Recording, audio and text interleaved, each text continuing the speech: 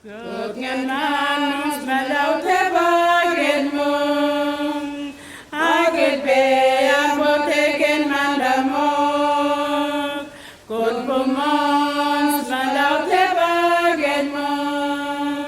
pemanemon pake besen mo gong, min wagudung marung kuwe,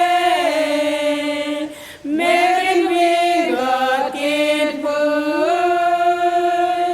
pimagi gawa wakton simba, wekon dekog barimbang, onggok ngenman musmet bedong katen mo, pemek tengaton kelkin mandamo, pekam nagapang hindi pumba, pension maging pay kakunanan ni mugong, penamong agit poranin bagin, imay ko na pilit magkisgamba, piyaw kanya pumar niya tungin pukugungin,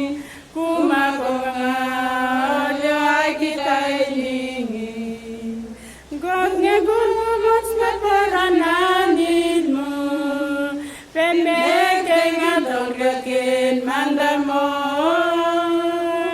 edeng nga kagmalirim yak mandok nga kondalgen mo,